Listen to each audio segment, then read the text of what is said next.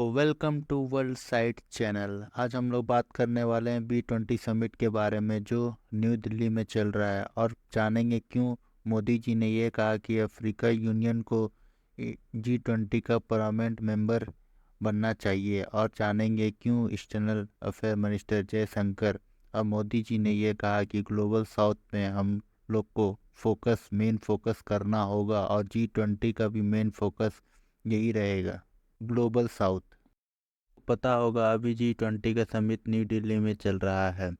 B20 nothing but G20 का dialogue form है जिसमें ग्लोबल बिजनेस कमेटी के more than 1500 delegate and 55 country participate करते हैं। इस साल B20 का थीम था राइस, जिसका फुल फॉर्म होता है responsible, accelerated, innovative, sustainable, equitable business. ये आपको पता है कि B20 का समिट चल रहा है। ये जो G20 का समिट जो मेन वो सितंबर में होने वाला है, जिसमें टॉप 20 कंट्री के प्रेसिडेंट या PM इंडिया आने वाले। उससे पहले G20 का समिट चल रहा है न्यू दिल्ली में, जिसमें का मेन फोकस था ट्रेड एंड ग्लोबल साउथ।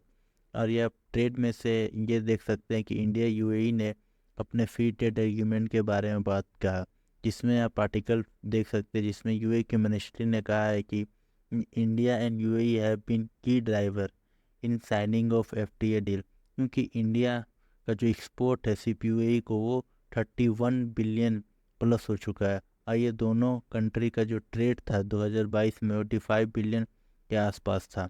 अब वो चाहते हैं कि ये फ्री एग्रीमेंट के बाद इन दोनों का पार्टनरशिप ट्रेड में 100 मिलियन के प्लस हो जाए, और यह हो भी सकता है क्योंकि आप देखिएगा एक बार FTA साइन हो जाए UAE के साथ, आप देखिएगा ये दोनों का ट्रेड और ये दोनों का रिलेशन ऊपर जाएगा। आने वाले समय में रिलेशनशिप भी बेहतर होगा UAE के साथ। के बाद जो मेन फोकस रहा इस B20 में ट्रेड में वो चाइना का रहा, क्योंकि B20 में चाइना का जो इंटरनेशनल ट्रेड मिनिस्ट्री है उसने ये कहा है कि अभी इंडिया और चाइना का जो ट्रेड है वो $130 बिलियन से भी ऊपर है। मतलब ये रिमार्केबल है, कोई कंट्री के साथ 100 बिलियन ट्रेड। और ये मिनिस्ट्री ने ये कहा है कि भी इंडिया और चाइना का जो ट्रेड है वो इससे भी ज़्यादा है पोटेंशियल। ये तो ठीक है, पर इंडिया को सोचना होगा अभी कि चाइना के साथ जो हम लोग का ट्रेड होता है वो डेफिशिएट ही है, क्योंकि चाइना ही हम लोग को बेचता है, हम लोग चाइना को ज़्यादातर बेच नहीं पाते। और इंडिया का जितना भी ट्रेड डेफिसिट है उसमें से अकेले 40% तो हम लोग का चाइना के ही साथ है। 130 बिलियन का अगर हो रहा है उसमें से 110 तो चाइना ही हम लोग को बेच देता है। हम लोग मुश्किल से 110 बिलियन या 20 बिलियन ही चाइना को सेल कर पाते हैं। तो इंडिया को एक बार सोचना होगा कि ये जो ट्रेड डेफिसिट है इसको कैसे कम किया जाए। मार्जिन में ट्रेड का तो बात हुआ है, पर इस समिट में जयशंकर साहब और मोदी जी ने एक वर्ड को बहुत इम्फेसाइज किया है, वो है ग्लोबल साउथ। अगर आप ग्लोबल साउथ का डिफिनेशन अगर आप सर्च करेंगे गूगल पे तो बहुत साफ काफ़ी मिल जाएगा, पर जो मोस्टली कॉन्टेक्स्ट में यूज़ होता है वो होता है अनडेवलपमेंट और इकोनॉमिकली डिसएडवांटेज नेचर। वो कंट्री जिसका डेमोक्रेसी अनस्टेबल हो, इंडस्ट्रियलाइजेशन के प्रोसेस में हो, अंडर डेवलपमेंट हो, जो फेस किया हो ग्लोबल नॉर्थ का colonisation. Specially European country use रिफिल में कर सकते हैं, जिसे ग्लोबल नॉर्थ को यूरोपियन कंट्री मोस्टली बोल सकते हैं।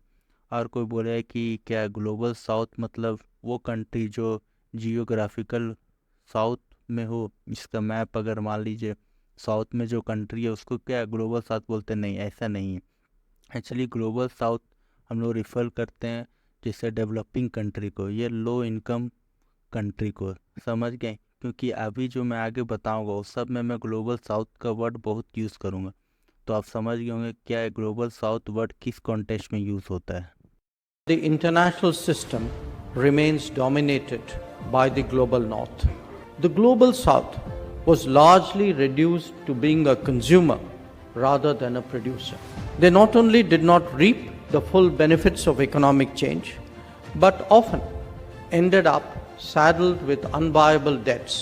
We cannot be at the mercy any longer of a few suppliers whose viability could come into question by unanticipated shocks. Interview देखिए जिसमें जयशंकर जी ने ग्लोबल साउथ को रिफर कर रहे हैं ग्लोबल साउथ हमेशा एक कंज्यूमर की तरह ट्रीट किया गया है rather than producer by global north means European country. आपको मैंने बताया जयशंकर जी ने सही बात बोल रहा है, क्योंकि बहुत से कंट्री या तो ब्रिटिश कॉलोनियल का रह चुका है गुलाम, या तो फ्रेंच कॉलोनी रह चुका है। अब एग्जांपल देखिए समझ जाए, जैसे नाइजर का भी पता होगा कि लेटेस्ट वेस्टर्न अफ्रीकन कंट्री बना है जहाँ कूप हुआ है। एक्चुअली बहुत सारा है जिसमें फ्रेंच एम्पायर ने कॉलोनियल रहा, जैसे फैसो, माली, चाड, यूनियन, सब फ्रेंच कॉलोनी रह चुका है। अब फ्रेंच गवर्नमेंट क्या करता है, जितने भी वेस्टर्न अफ्रीकन कंट्री वहाँ पर अपना फ्रेंडली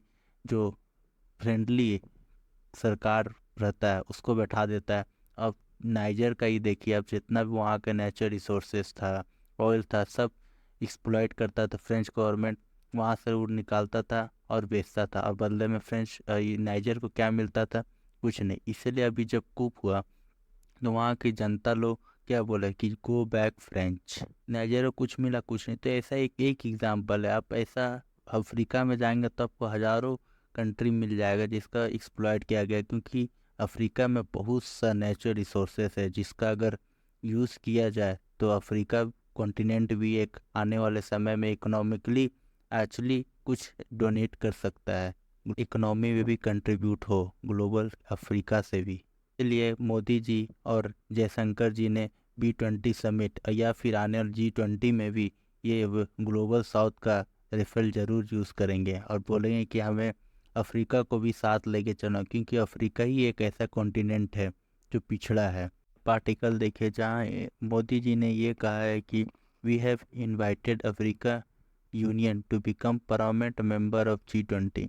अगर इंडिया को छोड़ दे तो कोई भी अफ्रीकन कंट्री के बारे में नहीं सोचता है, कोई बात ही नहीं करता है। अफ्रीका में अभी 54 से ज़्यादा कंट्री है और इंडिया चाहता है अफ्रीका कॉन्टिनेंट के इंडिया वॉइस ग्लोबल वॉइस बने, ताकि कहीं भी बात हो तो अफ्रीकन कॉन्टिनेंट ये बोल सकता है कि एटलीस्ट इंडिया जो है वो अफ्रीका के बारे में सोचता है, कॉन्टिनेंट के बारे में।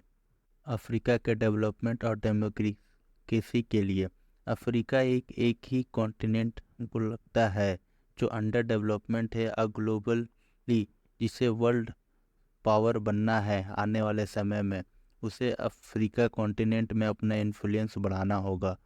और इंडिया ये एग्जाम्पल सेट कर रहा है, इसलिए इंडिया हर जगह अफ्रीका कॉन्टिनेंट के बारे में रिफर करता है। अभी B20 में किया, अभी इंडियन प्रेसिडेंसी इंडिया के पास है G20 का, G20 में भी इंडिया अफ्रीका कॉन्टिनेंट के बारे में करेगा। और अगर अफ्रीका कॉन्टिनेंट में इंडिया का इन्फ्लुएंस हो गया तो आने वाला UN परमानेंट मेंबर जो सीट चाहिए हम लोग को, उसमें अफ्रीका कॉन्टिनेंट एक भारी रोल प्ले कर सकता है। अफ्रीका कॉन्टिनेंट में इतना नेचुरल रिसोर्सेस है, ऑयल है, अगर इंडिया का इन्फ्लुएंस हो गया, इंडिया का कंपनी अफ्रीका में जाके वहाँ से मार्केट कैप्चर कर लिया, तो अफ्रीका इतना बड़ा कॉन्टिनेंट है कि इंडिया इकोनॉमी भी काफ़ी ग्रोथ हो सकता है। और हम लोग वहाँ के अफ्रीका के नेचुरल रिसोर्सेज एक्सट्रैक्ट करके इनफैक्ट बेच भी सकते हैं और कुछ अफ्रीका को भी दे सकते हैं, या उसके कंट्री को डेवलपमेंट के लिए भी हम लोग यूज़ कर सकते हैं। पर अफ्रीका का मार्केट कैप्चर हो गया तो, और अफ्रीका कॉन्टिनेंट इन्फ्लुएंस में आ गया इंडिया का, तो इंडिया आने वाले समय में एक सुपर पावर तो बन ही सकता है, और साथ ही साथ एक कॉन्टिनेंट में हम लोग का दबदबा हो सकता है। आने वाले समय में इंडिया ऐसे तो अपने बजट से कुछ पैसा अफ्रीका कॉन्टिनेंट में भी करता है, पर हमें और ज़्यादा करना होगा, नहीं तो चाइना जैसा कंट्री जो काफ़ी अफ्रीकन कंट्री को डेट ट्रैप में फंसा चुका है, तो हमें ऐसा नहीं चाहिए कि कोई कंट्री चाइना के डेट ट्रैप में फंस जाए और चाइना वहाँ की एनर्जी या लैंड को एक्वायर कर ले। या को ये भी देखना होगा, क्योंकि ये काम कर सकते हैं कि जितना भी जैसे USA या फिर इंडिया मिल के एक बजट रिलीज कर सकते हैं, जिससे कितना भी अफ्रीका कॉन्टिनेंट है जो डेट ट्रैप में फंस चुका है या फिर बहुत गरीब है, जहाँ भुखमरी है, या उसके हेल्प में हम लोग कुछ कर सकते हैं। ये यूक्रेन के वॉर के बाद जितना इन्फ्लेशन बढ़ा है, अफ्रीका में जितने छोटे कंट्री हमें नहीं लगता वो सरवाइव भी कर पाएंगे, या कर भी देंगे तो चाइना इसे मौका देख के वहाँ को डेट ट्रैप में फंसा के वो कंट्री के कुछ कैप्चर ही कर ले। इंडिया इतना एम्फेसाइज कर रहा है हर जगह कि हमें अफ्रीका कॉन्टिनेंट को साथ में लेके चलना होगा, तभी एक ग्लोबल स्टेबिलिटी आएगा। आज के क्यों ये B20 का समिट स्पेशल था, और आने वाला अब जितना भी समिट देखेंगे सब जगह इंडिया अफ्रीका कॉन्टिनेंट को रिफिल करेगा। और जब मैं बताता हूँ, जब मैं ये अभी रिसर्च कर रहा था ये वीडियो के बारे में, तो मुझे ये पता चला कि अभी जो ब्रिक्स का ये G20 का समिट होने वाला है सितंबर में, उसमें पुतिन नहीं आने वाले हैं। रीज़न तो यही दिया गया है कि इंटरनेशनल कोर्ट जो अरेस्ट वारंट निकाला है पुतिन के बारे में, तो पुतिन का भी कुछ प्लान है नहीं फॉरेन कंट्री टूर पे, तो इसलिए अब इस साल रसिया तो नहीं आने वाला। अब देखना होगा चाइना आता है कि नहीं।